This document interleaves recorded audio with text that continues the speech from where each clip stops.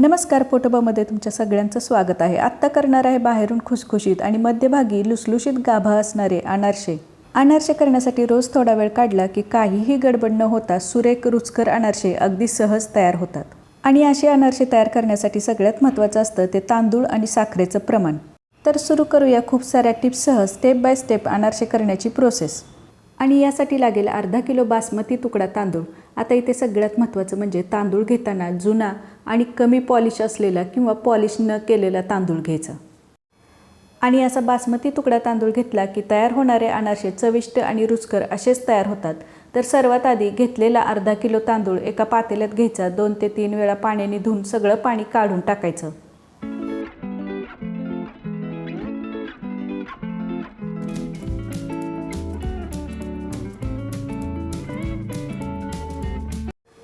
आता यात तांदूळ बुडून 3 ते 4 बोटं पाणी वर राहील एवढं पाणी घालायचं आणि पातेलं झाकून ठेवायचं। दुसऱ्या दिवशी सकाळी तांदळातलं सगळं पाणी काढून टाकायचं आणि दुसरं पाणी ओतून पातेलं झाकून ठेवायचं। तिसऱ्या दिवशी सकाळी सुद्धा तांदळातलं सगळं पाणी काढून टाकायचं, दुसरं पाणी ओतायचं आणि पातेलं झाकून ठेवायचं। एकूण 3 दिवस आणि 3 रात्र तांदूळ भिजल्यानंतर चौथ्या दिवशी सकाळी किंवा चौथ्या दिवशी दुपारी तांदळातलं पाणी काढून टाकायचं आणि तांदूळ चाळणीत ओतून वरून भरपूर पाणी सोडायचं। असं केल्याने तांदळाला जर का आंबट वास लागला असेल तर तो कमी होतो। आता चाळणीत तिरपी करून ठेवायची म्हणजे तांदळातलं पाणी निथळतं।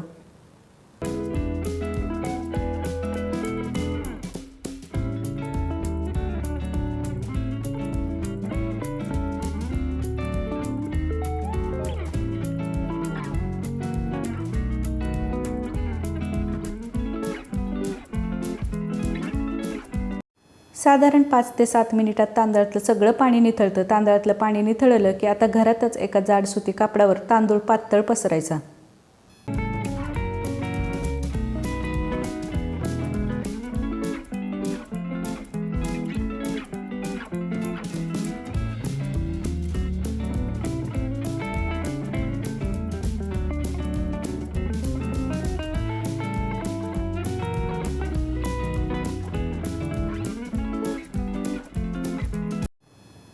आता कापडावर पसरलेला तांदूळ पूर्णपणे कोरडा न करता हलकासा दमट असताना गोळा करायचा।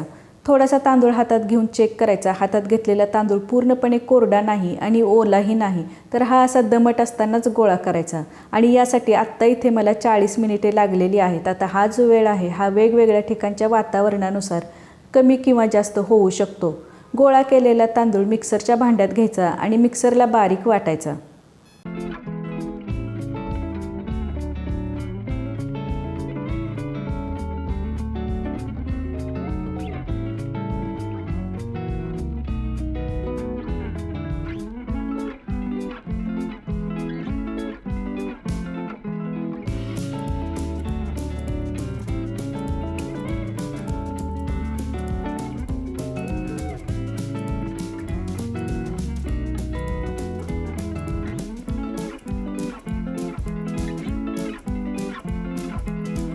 आता हे तयार झालेलं बारीक तांदळाचं पीठ थोडं थोडं करून पिठाच्या चाळणीने चाळायचं।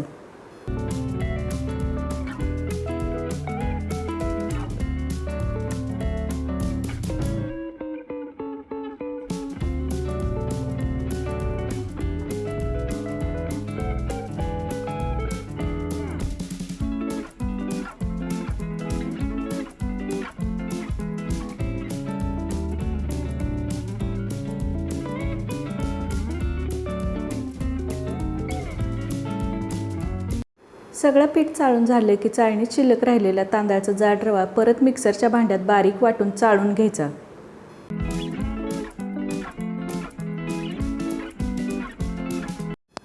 सर्वात शेवटी चाळणीत तांदळाचा जाड रवा शिल्लक राहतो, हा पिठात मिक्स न करता किंवा टाकून न देता पक्ष्यांना खायला घालायचा। आता अनारशाचं पीठ तयार करण्यासाठी अर्धा किलो तांदळापासून तयार झालेल्या तांदळाच्या पिठासाठी लागेल 450 ग्रॅम पिठी साखर, 450 ग्रॅम म्हणजे 425 ग्रॅम पिठी साखर आणि 25 ml तूप। हे झालं वजनी प्रमाण। जर का वजनावर मोजणं शक्य नसेल तर तयार झालेलं तांदळाचं पीठ घरातील नेहमीच्या भाजीच्या वाटीने मोजून घ्यायचं आणि नेहमीच्या भाजीच्या वाटीने जर का 5 सपाट वाट्या तांदळाचं पीठ भरलं तर त्यासाठी 4.25 वाट्या पिठी साखर घ्यायची आणि नेहमीच्या पोहे खाण्याच्या चमचाने 5 चमचे तूप घ्यायचं. आणि याहीपेक्षा सोपं प्रमाण म्हणजे 1 सपाट वाटी तांदळाच्या पिठासाठी 1 वाटी पिठी साखर आणि 1 चमचा तूप घ्यायचं. अनारशासाठी लागणारं वजनी आणि वाटी चमचाचं प्रमाण खाली डिस्क्रिप्शन बॉक्समध्ये दिलेलं आहे. आता तांदळाचं पीठ, पिठी साखर आणि तूप सगळं एकत्र करायचं आणि एकजीव होईपर्यंत मिक्स करायचं. एकजीव करत असतानाच हाताच्या उष्णतेमुळे पिठाला थोडा ओलसरपणा येतो आणि पिठाचा असा मुटका तयार होतो. पिठाचा मुटका तयार होऊन पीठ सगळं चांगलं एकजीव झालं की पिठाचे असे गोळे तयार करायचे.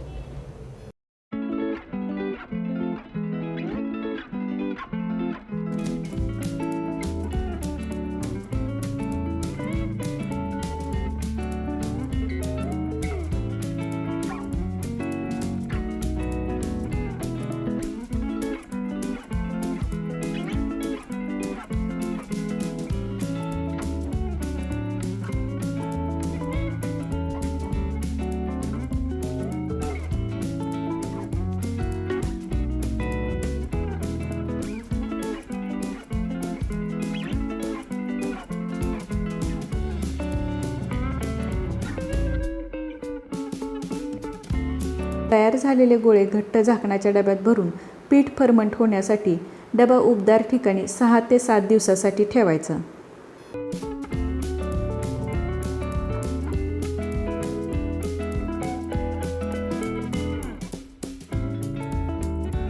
आता 7 दिवसानंतर डबा उघडून तयार झालेले पिठाचे गोळे बाहेर काढायचे.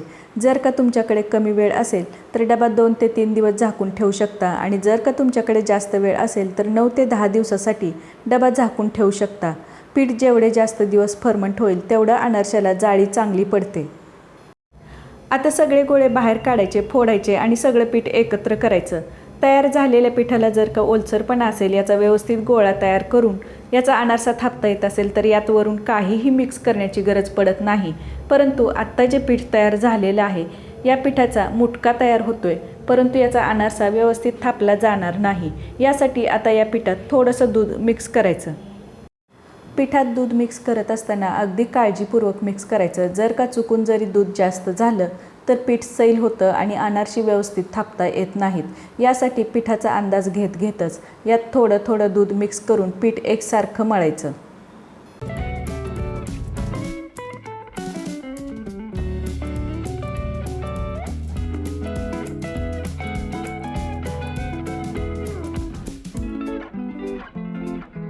पिठात दूध मिक्स करत असतानाच पिठाचा हा असा गोळा तयार होण्यास सुरुवात झाली की पिठात दूध मिक्स करायचं बंद करायचं आणि आत्ता इथे मला 2 चमचे दूध पुरेसं झालेलं आहे.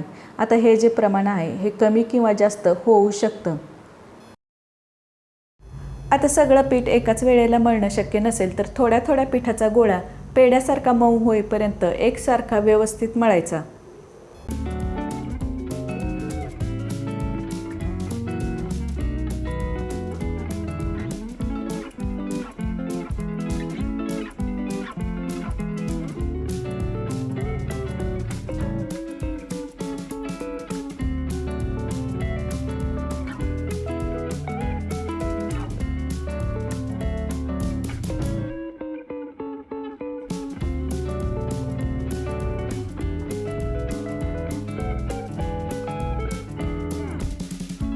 सगळं पीठ मळून घेतलं की आता अनारसे तयार करायचे. परंतु एकाच वेळेला जर का सगळ्या पिठाचे अनारसे करणं शक्य नसेल तर जेवढ्या पिठाचे अनारसे करायचे असतील तेवढं पीठ बाजूला काढायचं आणि शिल्लक राहिलेल्या पिठाचे गोळे डब्यात भरून झाकून ठेवायचे. तयार डबा रूम टेम्परेचरला 2 ते 3 आठवडे अगदी व्यवस्थित राहतो. परंतु बदलत्या हवामानामुळे जर का पीठ जास्त दिवस टिकवायचं असेल तर तयार पिठाचा डबा फ्रीजमध्ये ठेवायचा आणि ज्या वेळेला अनारसे करायचे असतील त्यावेळेला पीठ थोडा वेळ बाहेर काढून नंतर त्यापासून अनारसे करायचे. आता अनारसे तयार करण्यासाठी तयार केलेल्या पिठाच्या गोळ्याचा हा असा रोल तयार करायचा आणि याचे 1 ते 1.5 इंचाचे तुकडे करायचे. तयार केलेला एक एक तुकडा हातावर घेऊन याचे लहान लहान गोळे बनवायचे.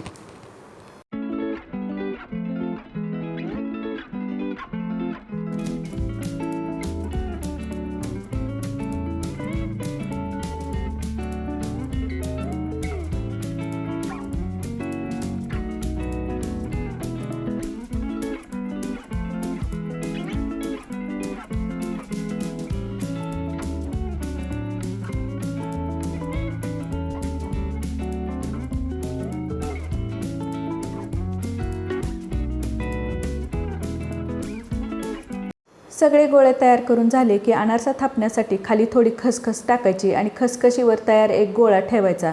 बोटाला थोडं तूप लावायचं आणि अनारसा एकसारखा गोल थापायचा.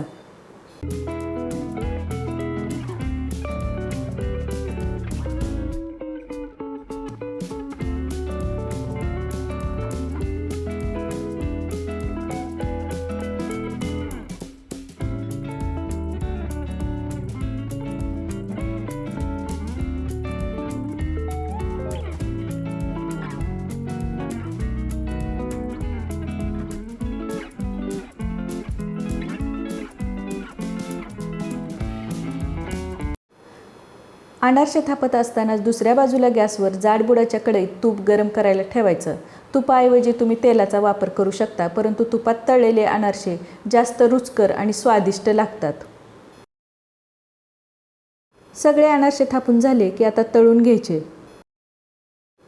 मध्यम आचेवर तूप व्यवस्थित गरम झालं की आता गॅसची फ्लेम लो करायची आणि यात थापलेला अनारसा सोडायचा. अनारसा तुपात सोडत असताना खसखशीची बाजू वरती करायची. तुपात अनारसा सोडल्यानंतर लगेचच यावर झाऱ्याने एकसारखं तूप ढकलायचं, म्हणजे अनारसा छान फुलतो आणि जाळीही छान पडते. अनारशावर एकसारखं तूप ढकलत अनारसा गोल फिरवायचा, म्हणजे सगळ्या बाजूने अनारसा व्यवस्थित तळला जातो. अनारशाला गोल्डन रंग येण्यास सुरुवात झाली की अनारसा तिरपा करून यातलं तूप निथळायचं आणि तयार अनारसा एका जाळीत काढून तिरपा करून ठेवायचा, म्हणजे यातलं तूप निथळतं. आता याच पद्धतीने सगळे अनारसे तळून बाहेर काढून चाळणीत तिरपे करून ठेवायचे.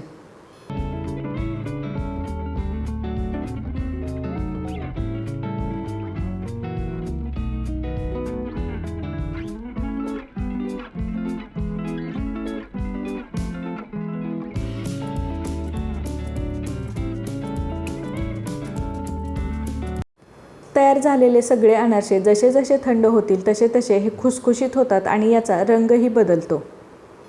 खुसखुशीत आणि लुसलुशीत गाभा असणारे अनारसे खाण्यासाठी तयार झालेले आहेत. माझ्या रेसिपीज तुम्हाला आवडत असतील तर चॅनलला नक्की सबस्क्राईब करा, लाईक करा, कमेंट करा आणि व्हिडिओची लिंक तुमचे मित्रमैत्रिणी, नातेवाईक यांच्याबरोबर शेअर करा. हा व्हिडिओ पाहिला याबद्दल धन्यवाद.